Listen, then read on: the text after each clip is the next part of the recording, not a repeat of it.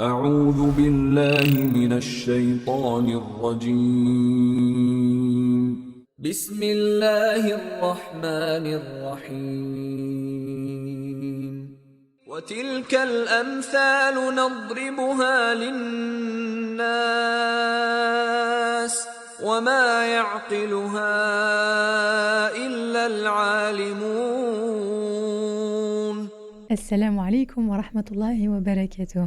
J'espère que vous allez bien. Bienvenue dans cette dernière vidéo de notre série Ramadan sur les paraboles du Coran. Je suis très contente d'être à nouveau là pour échanger et parler de tout ça avec vous. On a fait pas mal de chemin ensemble ces dernières semaines. On a parlé de la réceptivité du cœur, pourquoi certains reçoivent et d'autres non. On a compris que nos cœurs ne partent pas tous du même point, que notre histoire, notre traumatisme, notre vécu façonnent notre capacité à recevoir. On a parlé de la thématique de la croissance, comment la foi va se développer par étapes, un petit peu comme une plante, qu'il faut du temps, qu'il faut de la patience et qu'il est normal de traverser différentes saisons. La semaine dernière, on a abordé une thématique un peu plus difficile, celle de l'auto-sabotage. Donc il a fallu se regarder soi-même dans un miroir et se rendre compte de comment on détruit parfois nous-mêmes ce qu'on a construit, comment notre ego, notre arrogance et nos intentions cachées viennent parfois annuler nos propres efforts. Aujourd'hui, on arrive donc à la fin de cette série avec la question finale la plus importante. Maintenant que je sais tout ça, Hafsa, c'est super, c'est génial, mais qu'est-ce que j'en fais ? Qu'est-ce que j'en fais ? Où est-ce que je vais avec ? Comment je fais pour décider où est-ce que je vais ? Parce que c'est bien de comprendre les mécanismes, c'est bien de savoir pourquoi on bloque, pourquoi on grandit lentement, pourquoi on se sabote, mais à un moment, il faut choisir une direction. Et c'est de ça dont on va parler aujourd'hui. On va parler de la lumière et de l'obscurité. On va parler du choix conscient qu'on doit faire encore et encore et encore tous les jours pour aller dans un sens ou dans l'autre. Parce que contrairement à ce qu'on pense, ce n'est pas un choix qu'on fait une fois dans sa vie, c'est un choix qu'on va faire tous les jours, parfois même plusieurs fois par jour. Et un choix qui se doit d'être conscient. Aujourd'hui, on va utiliser non pas 2, non pas 3, mais 4 paraboles qui vont nous parler de ce choix, de cette orientation du cœur. Comme toujours, je rappelle que ce n'est pas du tafsir, mais un éclairage psychologique des travaux du docteur Yasser Qadhi. Je mets en description le lien pour tout son travail en anglais et en français. Je rappelle aussi que c'est la dernière ligne droite pour la collecte qui permettrait de récolter 20 000 € pour nourrir des jeûneurs syriens, libanais et palestiniens qui sont dans des camps de réfugiés au Liban. La dernière ligne droite avant Ramadan, c'est le moment de faire les choix qui comptent. Allez, bismillah, on y va. La première parabole de cet épisode, c'est le verset 122 de Surat Al-An'am. أَوَمَنْ كَانَ مَيْتًا فَأَحْيَيْنَاهُ وَجَعَلْنَا لَهُ نُورًا يَمْشِي بِهِ فِي النَّاسِ كَمَنْ مَثَلُهُ فِي الظُّلُمَاتِ لَيْسَ بِخَارِجٍ مِنْهَا. Est-ce que celui qui était mort et que nous avons ramené à la vie, à qui nous avons assigné une lumière grâce à laquelle il marche parmi les gens, est pareil à celui qui est dans les ténèbres sans pouvoir en sortir ? L'histoire derrière ce verset est vraiment intéressante. Le docteur Yasser Qadhi nous explique que selon Ibn Abbas, ce verset a été révélé à propos de 2 hommes. Le premier étant Hamza ibn Abd al-Muttalib, qui était l'oncle du prophète Mohammed sallallahu alayhi wa sallam, qui était initialement dans le shirk comme tous les Mécois à ce moment-là, puis qui a ensuite embrassé l'islam et est devenu l'un des plus grands compagnons. Le deuxième, c'était Abu Jahl, qui lui est né dans le shirk et y est resté jusqu'à sa mort. Le shirk étant l'associationnisme, donc le fait de croire et d'adorer les statues. Et Allah nous dit, est-ce qu'ils sont pareils ?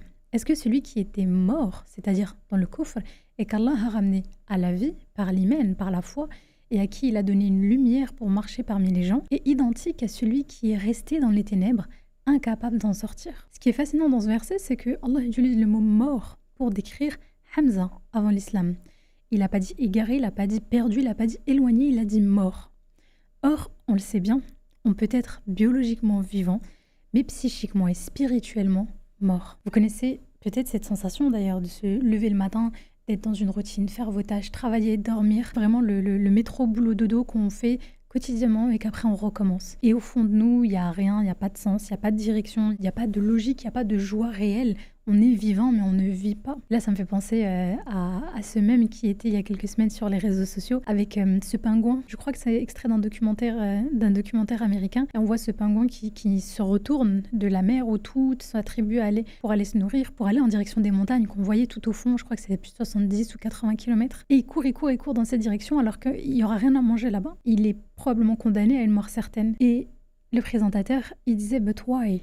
pourquoi il fait ça. Il y a eu tout un mouvement disant mais soyez comme le pingouin, donnez du sens à sa vie, ça vaut le coup et ça la rendra plus vivante, même si plus courte, que vivre uniquement par rapport à la recherche de nourriture et de rester en vie, encore une fois d'une manière biologique. Ce mode de vie inauthentique, c'est quand on fonctionne en mode automatique, sans conscience réelle de qui on est, de ce qu'on fait, de pourquoi on est là. On joue le script qu'on nous a donné, culturellement, familialement, sociétalement. On joue le rôle qu'on attend de nous, mais en vrai, on n'est pas vraiment présent, on n'est pas vraiment impliqué dans notre propre existence. C'est ça, la mort spirituelle. Et Allah nous dit ensuite, nous lui avons donné une lumière grâce à laquelle il marche parmi les gens. Et ce qui est intéressant, c'est que la lumière, elle n'est pas là juste pour voir, elle est là pour qu'il marche.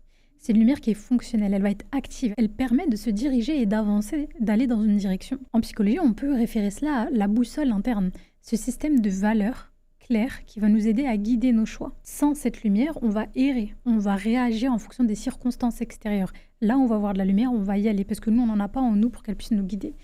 Donc, on va suivre ce qui brille autour de nous et on va facilement se perdre. Alors qu'avec cette lumière, on a une direction, on a surtout notre propre direction.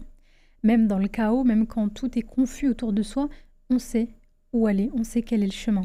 Les tentations, elles peuvent briller à côté, les gens ils peuvent nous appeler, ils peuvent hurler, les doutes ils peuvent surgir, mais on sait toujours, parce qu'on a cette lumière qui nous guide, la direction dans laquelle on doit aller. Et comme on a cette lumière intérieure, comme on a cet alignement qui va nous dire « ça, je sais que c'est pas fait pour moi, je sais que c'est par là que je dois aller, même si ça me paraît plus dur. Je sais que je dois pas suivre tout le troupeau qui va vers la mer, et que moi je dois me diriger vers les montagnes. Même si c'est plus dur, même si ça fait pas sens, je sens que c'est là que je dois aller parce que c'est aligné avec mes valeurs et mon système de valeurs. » Puis Allah nous dit, est-ce qu'il est pareil à celui qui est dans les ténèbres sans pouvoir en sortir? Et ce qui est terrible dans cette description, c'est le sans pouvoir en sortir. C'est qu'en fait, c'est même pas Allah qui l'a enfermé là-dedans. C'est que lui-même, il ne pouvait pas en sortir. Comme nous le dit Yasser Qadi, Abu Jahl a choisi de rester dans les ténèbres. Il a vu la lumière, il a entendu le message, mais il l'a refusé. Et à force de refuser, son cœur s'est scellé. Il est devenu incapable d'en sortir quand bien même il le voudrait ensuite. Et en psychologie clinique, on voit ça tout le temps avec les mécanismes de défense. On en a parlé, je crois, dans la newsletter numéro 1 des mécanismes de défense. Au début, c'est un choix. On fait le choix de ne pas voir, de ne pas affronter, de rester dans le déni. Et ce mécanisme, il est génial. Et en vérité, il est même pertinent dans un premier temps parce que c'est le meilleur choix de survie pour ne pas avoir à traverser autant de souffrances. Mais à force de répéter ce choix qui nous aide au moment T, qui nous permet de reprendre un peu notre souffle et de ne pas être tout le temps en mode combat, ça va finir par devenir notre automatisme.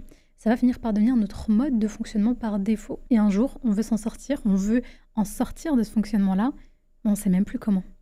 Les murs qu'on a construits autour de nous pour nous protéger sont devenus notre propre prison. Et c'est ça qui est beau dans ce verset, c'est que Hamza lui aussi, il était dans les ténèbres.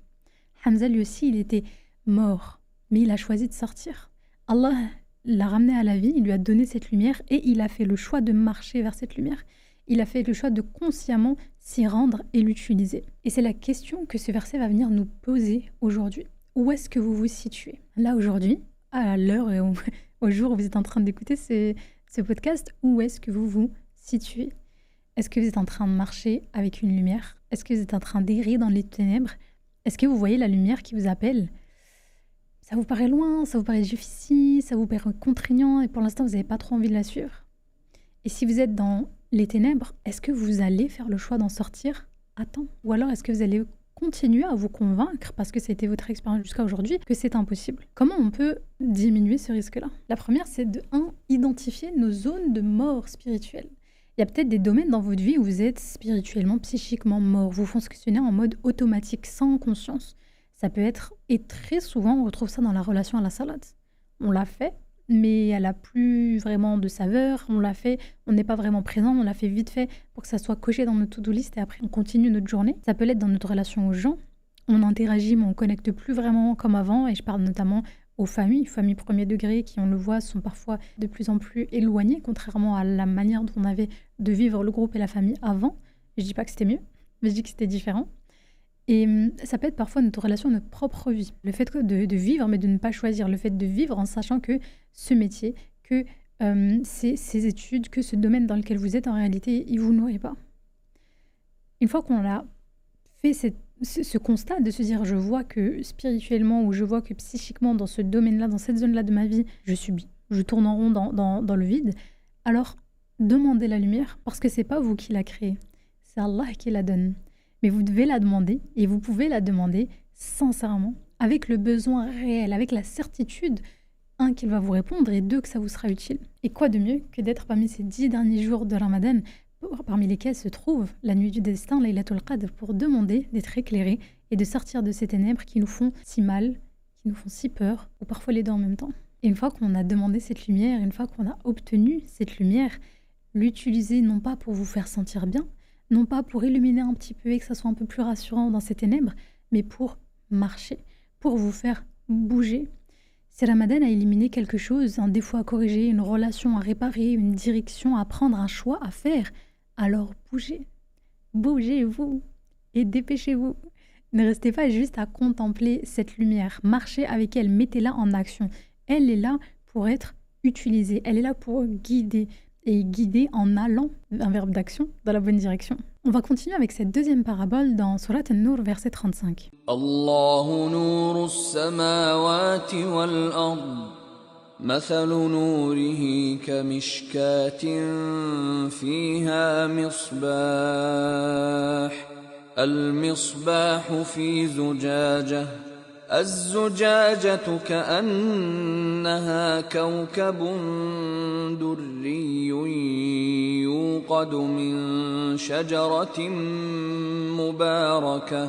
يوقد من شجرة مباركة زيتونة لا شرقية ولا غربية يكاد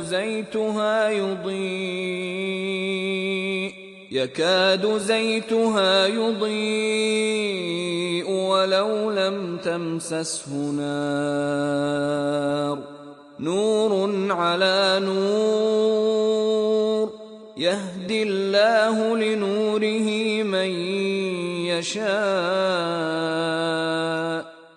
Allah est la lumière des cieux et de la terre. Sa lumière est semblable à une niche où se trouve une lampe. La lampe est dans un cristal. Et celui-ci ressemble à un astre de grands éclats. Son combustible vient d'un arbre béni, un olivier ni oriental ni occidental, dont l'huile semble éclairer sans même que le feu la touche. Lumière sur lumière, Allah guide vers sa lumière qui il veut. C'est à mon sens un des plus beaux versets du Coran, avec des paraboles les plus riches. On voit qu'il y a plein d'éléments. Allah ne décrit pas juste la lumière, il donne tout un système à cette lumière. Il y a donc El-Mishkat, donc la niche qui vient et qui protège. Il y a El-Misbah, donc la lampe qui éclaire. Il y a El-Zuzaja, donc le verre, le cristal qui va venir amplifier. Il y a El-Zayt, ce combustible béni, cette huile qui va venir alimenter. Et enfin, El-Zaytouna, donc l'olivier, un arbre équilibré, ni trop à l'est, ni trop à l'ouest. Et le résultat, Nour ala Nour, lumière sur lumière. Dr Yasser Qadi nous explique que cette parabole, elle décrit le cœur du croyant. La lumière, la foi, elle n'est pas laissée exposée à tous les vents. Elle est protégée. La niche, elle, va venir représenter la poitrine, le corps physique qui vient protéger le cœur, le qalb. Ce qalb qui est représenté par le verre lui-même. Il est transparent, il est pur et il laisse passer la lumière sans la déformer. L'huile, elle, va représenter la fitra, c'est-à-dire notre disposition naturelle, à la fois notre disposition originelle qui nous amène à être adorateurs d'Allah. Et tout ça ensemble, ça va créer une lumière qui va se multiplier, qui va s'auto-renforcer. C'est exactement comme ça que fonctionne en psychologie un système de valeurs sain. On ne laisse pas notre foi exposée à tout ce qu'il peut y avoir dans cette société et dans ce monde. On va la protéger. Et comment on la protège ? En choisissant nos environnements. En choisissant nos fréquentations, nos consommations médiatiques, nos conversations, nos mots, la manière dont on va venir se traiter nous-mêmes, la manière dont on va venir considérer et traiter cette foi. On va venir créer une niche, un espace dans lequel notre lumière elle va pouvoir brûler, sans être constamment menacée par les vents du chaos extérieur. Et ce qui est fascinant encore plus, c'est la description de cet arbre, ni oriental ni occidental. Qu'est-ce que ça veut dire ? C'est un arbre qui en réalité reçoit le soleil de tous les côtés, pas juste le matin, pas juste le soir, toute la journée, parce qu'il est pile entre l'Orient et l'Occident, parce qu'il profite beaucoup plus de la lumière du soleil, parce qu'il profite beaucoup plus des rayons du soleil, alors son huile est d'une qualité exceptionnelle. On retrouve ici la notion d'équilibre. Ce n'est pas tout spirituel et rien de matériel, et ce n'est pas non plus tout de matériel et rien de spirituel. C'est un équilibre constant entre les deux. On va venir nourrir notre foi, donc cette dimension spirituelle, mais on ne va pas négliger notre corps, notre mental, nos relations qui vont être donc tous liés à cette dimension plus matérielle. Parce que quand on va trop dans un extrême, on s'épuise, on se brûle. L'arbre qui reçoit le soleil de tous les côtés, il est illuminé d'une manière équilibrée. Et c'est une vie équilibrée qui va venir nourrir notre foi d'une manière durable. Et quand tout ça est mis en place, quand tout ça fonctionne bien, qu'est-ce qui se passe? Nour ala nour, lumière sur lumière. La lumière se multiplie, elle s'intensifie, parce qu'un système sain a un effet cumulatif. Quand on protège notre foi, quand on la nourrit d'une manière équilibrée, on la maintient pure. Et elle ne fait pas que de rester stable, elle grandit. Une prière en amène un autre. L'apprentissage d'un verset amène celui du suivant. Un verset ou une sourate comprise en éclaire une autre. Une bonne action va en inspirer une autre. Et on va se retrouver dans un effet boule de neige positif. Mais tout ça, ça demande du travail en amont pour venir systémiser tout ça, pour venir mettre en place ce système, la niche, le verre, l'huile, l'arbre équilibré. Alors, comment on va pouvoir mettre en place tout ça? Comment, d'une manière pratique, on va pouvoir créer ce système? La première étape serait de créer notre niche spirituelle. Identifier les espaces, les moments, les pratiques, les thématiques qui viennent protéger votre foi, qui vous nourrissent. Ça peut être un moment de la journée où vous aimez prendre ce temps. Pour beaucoup, ça peut être par exemple avant le Fajr, ou juste après le Salat al-Fajr, ou le soir après l'Aïcha, ou en pleine journée, lors de Dhuhr, lorsque les gens font la sieste par exemple, ou sont au travail et que vous avez le loisir d'avoir la maison pour vous tout seul. Ça peut être un lieu précis chez nous où on aime bien lire le Coran, où on aime bien s'asseoir pour méditer ou saler, prier. Ça peut être des personnes avec qui on a l'impression qu'on peut parler de foi sans jugement. Ces espaces peuvent être physiques, peuvent être psychologiques aussi. Et peu importe de quelle nature, de quel ordre ils sont, il faut les protéger, ces espaces. Il ne faut pas les laisser être envahis. Ensuite, on va venir purifier le verre. Le verre doit être transparent. Il ne doit pas être fissuré, il ne doit pas être flou, il doit être transparent, clair. Et notre cœur, c'est pareil. Donc si on le remplit de rancune, de jalousie, de médisance ou de consommation qui, on le sait, sont toxiques pour notre foi, la lumière ne va plus pouvoir passer correctement. Alors il faut nettoyer et régulièrement purifier. C'est ce qu'il y a. La troisième étape serait de nourrir cet arbre d'une manière équilibrée. On ne tombe pas dans les extrêmes. Il ne faut pas tout lâcher pour la spiritualité au point de négliger ses responsabilités. Mais il ne faut pas non plus être pris dans la dunya au point où on n'a plus de temps pour Allah subhanahu wa ta'ala. L'équilibre, el-mizan, la balance, l'islam est la religion du juste milieu. Et enfin, on va laisser la lumière se démultiplier. Quand vous sentez une illumination, un moment de compréhension, une connexion, un moment de clarté, alors ne le gaspillez pas. Agissez dessus, partagez-le avec quelqu'un avec sincérité, parce que la meilleure manière d'apprendre, c'est d'enseigner. Transformez-le en action concrète. Prenez vos réalisations et mettez en place des choses. Voyez la lumière et allez marcher dans sa direction.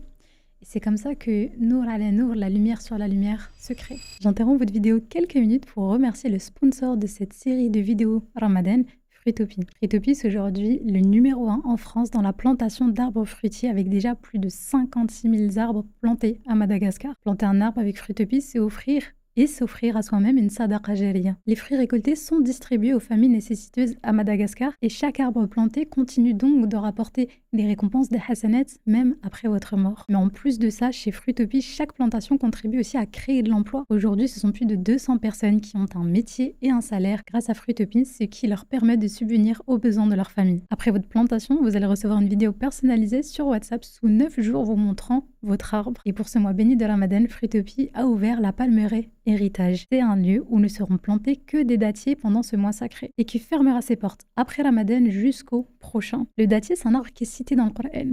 Allah le mentionne notamment dans l'histoire de Maryam, Surat Maryam verset 25, et le prophète Mohammed sallallahu alayhi wa sallam en parle régulièrement dans sa sunna, notamment grâce à ses bienfaits pour la rupture du jeûne avec son fruit, les dattes. Est-ce que vous saviez qu'au-delà même du symbole, c'est un arbre qui est incroyable? Il peut vivre entre 60 et 100 ans, parfois même plus, et produit en moyenne 50 à 100 kilos de dattes par an. Imaginez toutes les personnes nourries et toutes les récompenses qui vont se multiplier sur des décennies et des décennies. Alors, si vous voulez planter votre dattier dans la palmeraie Héritage, ne ratez pas cette opportunité.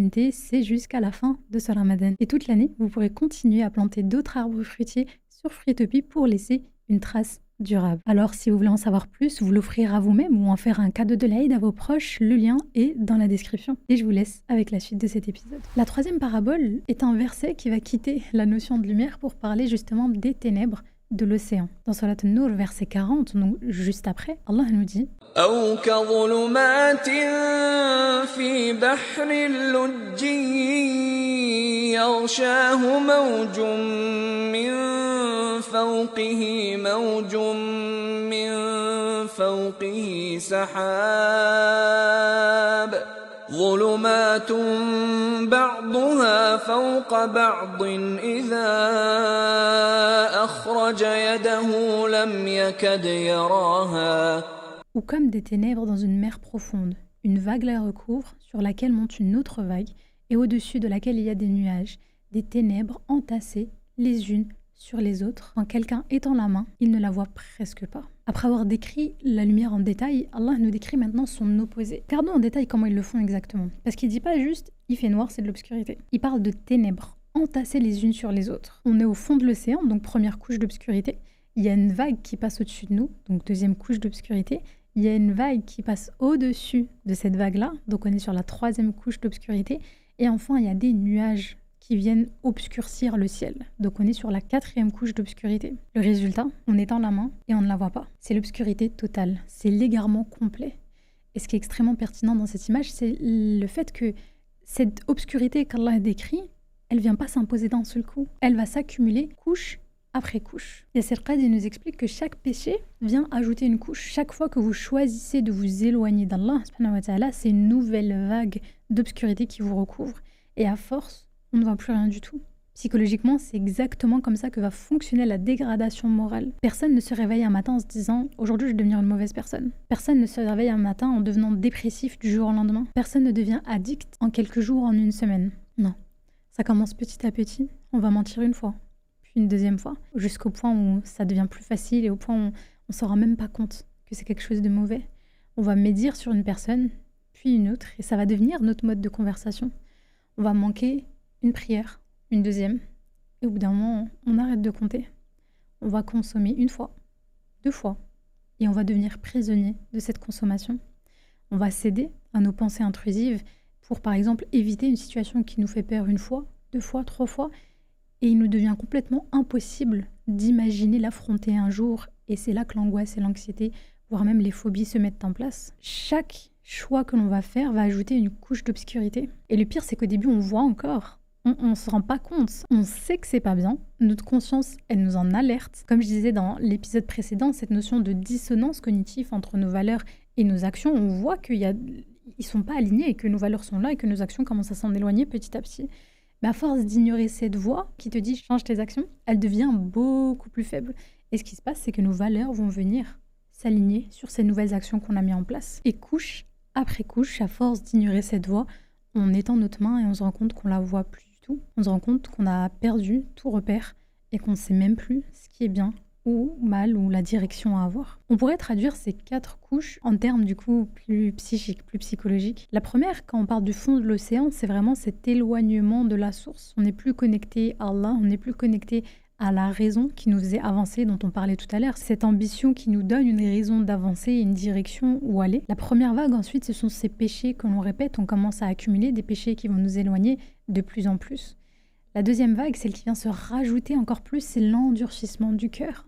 Quand on commence à ne plus rien ressentir. Vous savez, ce cœur dont on parlait tout au début, ce cœur qu'on disait qu'il faut travailler sur comment le ramollir, ben voilà comment il s'endurcit. Il s'endurcit parce qu'on ne ressent plus rien, parce qu'on ne ressent plus de culpabilité, plus de honte, plus de dissonance. On ne voit pas où est le mal, ça ne nous pose plus de problème. Et ça, c'est un problème. Et enfin, la quatrième couche avec ces nuages, cet environnement toxique qui vient flouter et nous rendre la vue encore plus compliquée. On s'entoure de gens, on s'entoure de contenus qui viennent renforcer notre égarement. Et la finalité, c'est qu'on est complètement perdu. Ce qui est puissant, c'est qu'Allah, il va venir placer cette parabole juste après celle de la lumière. On a donc Nour ala Nour, lumière sur lumière, versus ces ténèbres entassées les unes sur les autres. Le message, il est clair. On va dans une direction, on va dans l'autre. Il n'y a pas de statu quo spirituel. Soit on construit la lumière et on nourrit cette lumière, soit on accumule les ténèbres. Et chaque choix qu'on va faire va nous pousser à aller dans un sens ou dans l'autre. Ce que je veux dire par il n'y a pas de statu quo, c'est que pour prendre une décision, c'est soit on prend une décision qui nous amène vers la lumière, soit on prend une décision qui nous amène vers les ténèbres. Mais l'accumulation de toutes ces décisions va nous faire varier sur un spectre avec beaucoup de nuances de gris, mais qui vont nous amener dans un extrême ou dans l'autre, dans une direction ou dans l'autre. Et c'est chacun de ces micro-choix quotidiens qui va venir nourrir ce qui illumine ou assombrit notre cœur. Il est donc important de venir identifier nos couches d'obscurité parce qu'on en a tous. Donc qu'est-ce qui aujourd'hui dans votre vie vient rajouter des couches d'obscurité? C'est quoi le péché récurrent que vous ne voulez même plus essayer d'arrêter, que vous ne voulez pas affronter? C'est laquelle cette relation que vous savez qu'elle n'est pas saine pour vous? Vous savez qu'elle est mauvaise pour vous, mais vous n'arrivez pas à vous en détacher? C'est quoi ce contenu qui endurcit votre cœur, vous en avez conscience, mais que vous minimisez et que vous continuez à consommer? C'est quoi cet environnement où parfois vous vous dites en vrai, j'ai rien à faire là? Quand on fait cette prise de conscience, on va essayer de retirer une couche à la fois.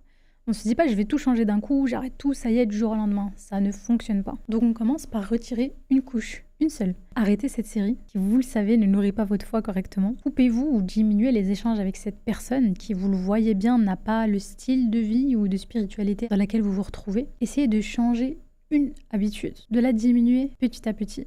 Puis on passe à la suivante, puis la suivante. L'idée quand on essaye de retirer de l'obscurité et quand on essaye de retirer cette habitude qui ne nous convient pas, c'est que ça va créer du vide. Or, la nature a horreur du vide.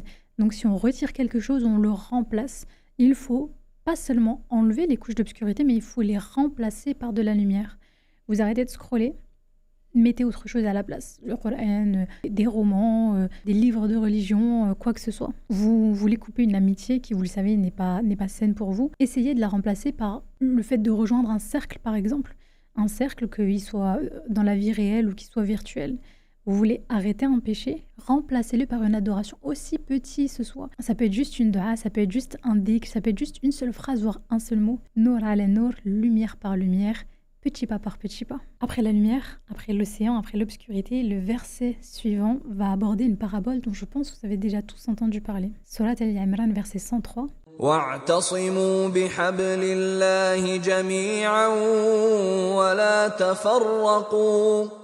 Et cramponnez-vous tous ensemble au câble d'Allah, ne soyez pas divisés. Cette image, c'est la corde de sauvetage. C'est la dernière chance. C'est vraiment la bouée de sauvetage qu'on doit toujours avoir sur soi, prêt au cas où il se passe quoi que ce soit pendant la traversée. Allah ne dit pas « suivez ». Il n'utilise pas le verbe « marcher vers ». Il dit « cramponnez-vous » et « atazimo ». Et c'est un mot qui va évoquer quelqu'un qui se tient fermement à quelque chose comme pour ne pas tomber.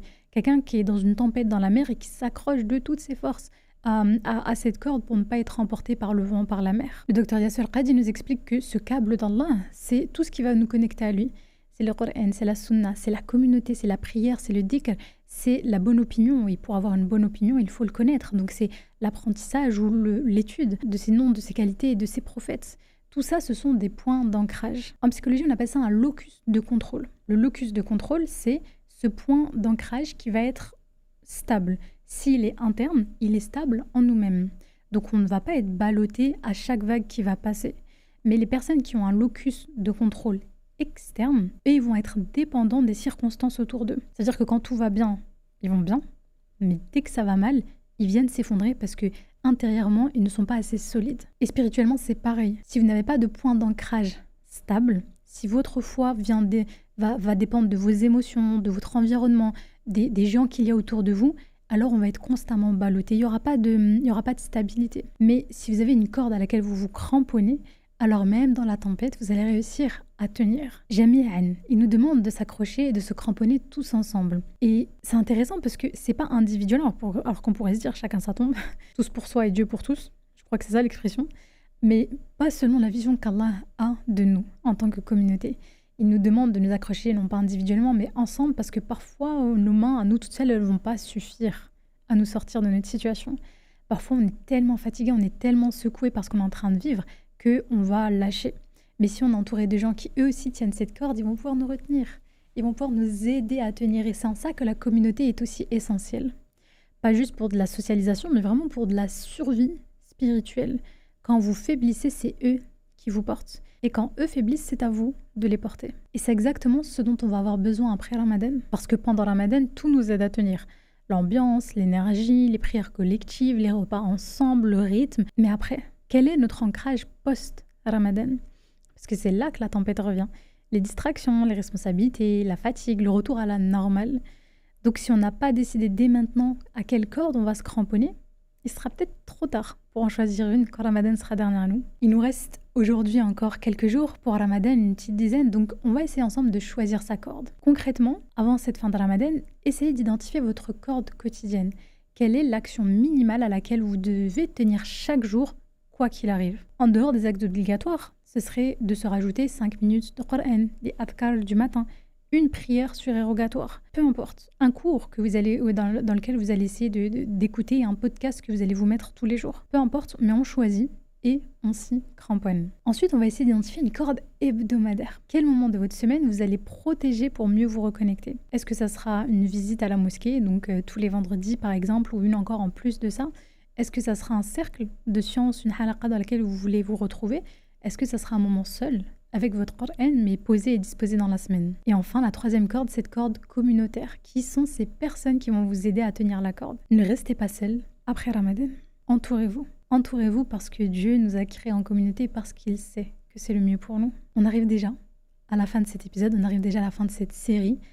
J'aimerais qu'on revienne un petit peu pour faire le tour depuis le début. On a commencé par cette réceptivité. On a compris que chaque cœur a une histoire, qu'il a été façonné par notre vécu et que c'est OK si vous ne le recevez pas aussi facilement que d'autres personnes.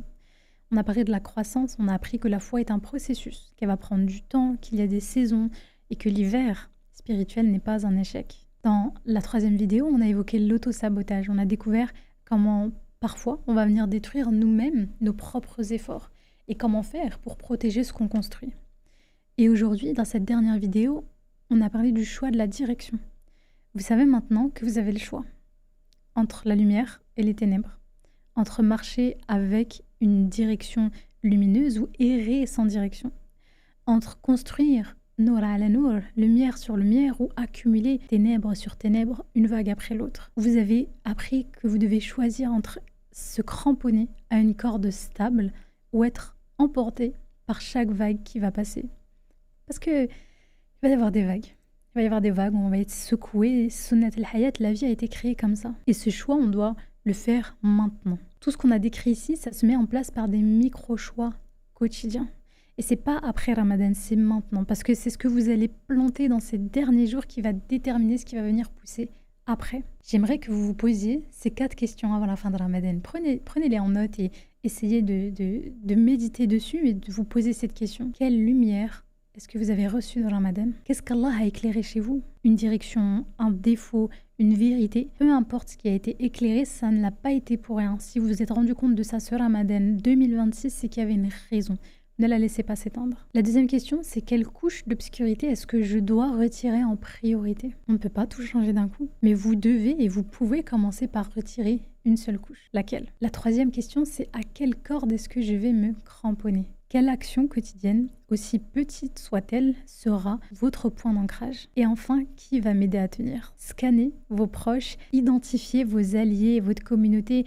Ne faites pas ça seul. Entourez-vous de ceux qui vont vous aider à ne pas lâcher. Dans la newsletter finale de cette série que vous allez recevoir lundi prochain, on va explorer ensemble comment Ramadan est en fait un laboratoire de transformation. Comment Ramadan est un mois où Allah nous offre toutes les conditions pour ramollir notre terrain intérieur, pour planter de nouvelles graines, identifier les mécanismes qui nous bloquent et choisir consciemment la direction à suivre. Et surtout, on va voir comment transformer tout ça en un plan d'action concret pour les 11 mois à venir. Vous recevrez directement le document PDF pour pouvoir, si vous souhaitez, continuer à travailler dessus après ce Ramadan.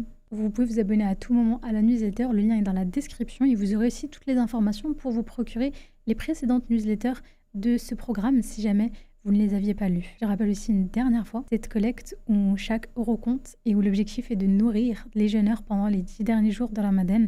C'est une opportunité immense. Le lien est dans la description si vous souhaitez y parvenir. Je demande à Allah subhanahu wa ta'ala qu'il fasse de nous de ceux qui marchent avec sa lumière. Je demande à Allah subhanahu wa ta'ala qu'il nous guide vers lui encore et encore et encore. Et chaque fois qu'on s'égarera, je demande qu'il nous protège de nous-mêmes, de nos propres mécanismes d'autodestruction. Je demande à Allah subhanahu wa ta'ala d'accepter de nous ce Ramadan, qu'il fasse en sorte qu'il soit le début d'une transformation durable et pas juste d'un pic isolé. Je demande de nous donner la force de nous cramponner ensemble à sa corde quand la prochaine tempête viendra. Je demande à Allah qu'il nous réunisse parmi ceux qui auront choisi la lumière sur les ténèbres. Je vous remercie vraiment, sincèrement, d'avoir suivi cette série jusqu'au bout. Je vous remercie de votre présence, je vous remercie de vos commentaires, de votre soutien, de vos retours. J'espère que ces derniers jours de Ramadan seront les plus beaux pour vous. Profitez-en. Nous, on ne sait pas si on sera présent pour le prochain Ramadan. N'oubliez pas votre âme dans vos doigts. N'oubliez pas le reste de la communauté en souffrance. Et n'oubliez pas moi-même, votre sœur en islam. Wal asr, innal insana lafi khusr, illa alladhina amanu wa amilu s-salihat, wa tawasaw bil haqqi wa tawasaw bis sabr. Assalamu alaikum wa rahmatullahi wa barakatuh.